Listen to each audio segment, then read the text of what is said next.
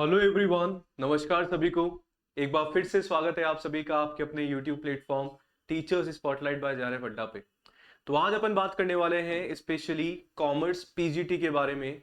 Thumbnail जो है आप सभी ने देखा भी होगा कि मैंने लिखा है 150 प्लस मार्क्स। तो कॉमर्स पीजीटी में 150 से ज्यादा नंबर कैसे लाएं जब हमारा पेपर 200 नंबर का होने वाला है।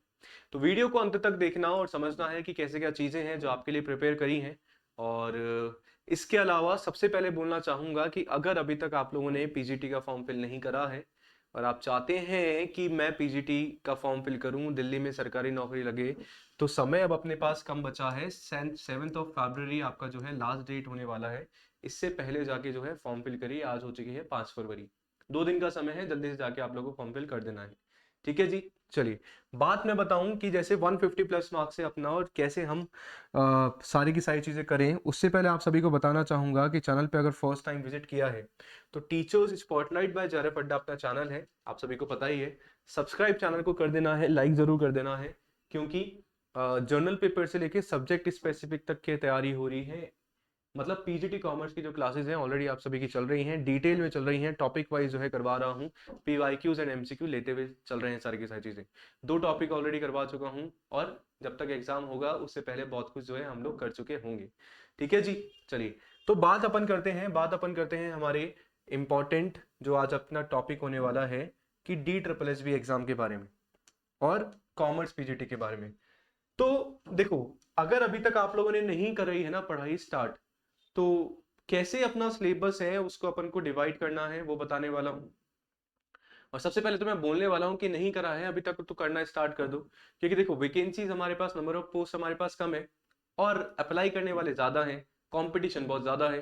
तो उन ज्यादा कंपटीशन में से वही आगे जा पाएगा जो बढ़िया तरह डिटेल में सारी की सारी चीजें करेगा। चाहे आप यहाँ से पढ़ो, चाहे आप कहीं और से भी पढ़ो, पढ़ना तो पड़ेगा। ठीक है। कि इस इन चीजों का है ना कोई शॉर्टकट नहीं होता है, अगर है तो मुझे भी बता दो। ठीक है। तो शॉर्टकट इन द सेंस कि ऐसा नहीं है, फिर शॉर्टकट वाली जो चीजें है ना कुछ लिमिटेड टाइम पीरियड के लिए हमें चीजें पता होती हैं, पर हमें अगर लॉन्ग टर्म तक खेलना है तो थोड़ा सा हमें डिटेल में सारी चीजें करनी पड़ेंगी। ये मेरा छोटा सा एक चीज है जो आप सभी से मैंने कहा। बात करें सिलेबस की, तो मैं मान लो अगर अभी तक आप लोगों ने नहीं करा है तो अपने सिलेबस को आप 3 पार्ट में डिवाइड करो। बेसिक से पढ़ना बहुत ज्यादा जरूरी है आप सभी के लिए।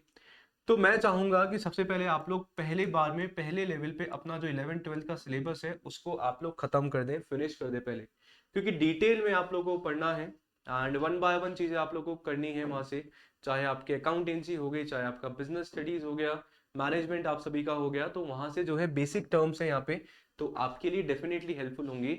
और 30 से 40 क्वेश्चन, मतलब 40 से 50 क्वेश्चन हमारे 11th 12th के टेक्स्ट बुक्स में से देखे भी गए हैं, मतलब उस वाले कंसेप्ट से। करना कहाँ से है? बेस्ट वे आपको पता ही है, एनसीईआरटी से अच्छा कुछ है नहीं। और अगर आप लोग कुछ रेफरेंस बुक लेना चाहते हैं सीबीएसई की, तो भी वो सही है समझने के लिए, है ना, सो दैट हमें सारी चीजें याद रहे। पहली बात।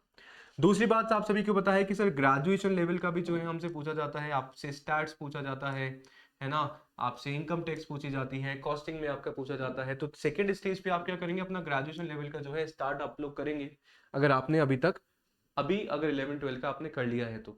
इसके बाद जो है हमारा पीजी का भी जो है थोड़ा बहुत आपका डेफिनेटली पूछा ही जाएगा। इन शॉर्ट में अगर आप सभी को बात बताऊं तो पूरा का पूरा जो आपका सिलेबस है ना, वो कहीं ना कहीं जो यूजीसी नेट का हमारा कॉमर्स का सिलेबस होता है उसके थोड़ा बहुत क्या करता है, मैच करता है। अब सबका डाउट है कि sir paper UGC net level का आएगा क्या?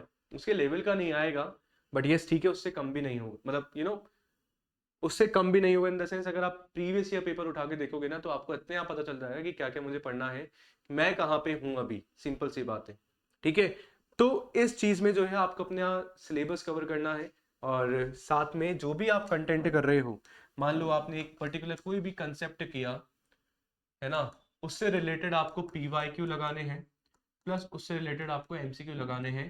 ठीक है, चैनल पे ऑलरेडी आप लोग करवाए जा रहे हैं। इसके अलावा जो भी अगर आपको करना है ना तो पीवाईक्यू आप उठाइए, DSSB की ऑफिशियल वेबसाइट पे आपको पीजीटी का पेपर मिल जाएगा। केवीएस का हो गया, आपका एनवीएस का हो गया, कोई भी टीचिंग एग्जाम का पेपर उठा लो और सॉल्व करना कर दो स्टार्ट। बात ऐसी है। ठीक है जी।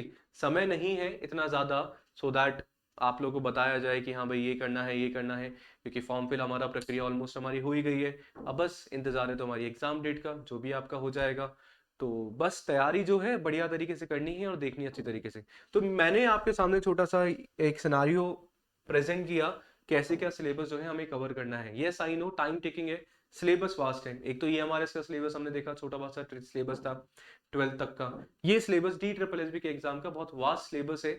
तो अब वास्ट सिलेबस को कंप्लीट करने के लिए भाई टाइम भी आप लोगों को ज्यादा चाहिए, और यही राइट टाइम है कि अपन अपनी प्रिपरेशन को स्टार्ट करें। अगर अभी भी नहीं करोगे ना तो लेट हो जाओगे। इसलिए मैंने वो टैग दिया था, अभी नहीं तो कभी नहीं, सिंपल सी बात है। तो आई होप चीजें थोड़ी बहुत आप लोग सभी को समझ में आई होंगी। और अगर वीडियो अच्छा लगा है तो लाइक करेगा, सब्सक्राइब करेगा, एंड साथ में बने रहिए टीचर्स स्पॉटलाइट बाय आचार्य फड्डा के साथ। धन्यवाद।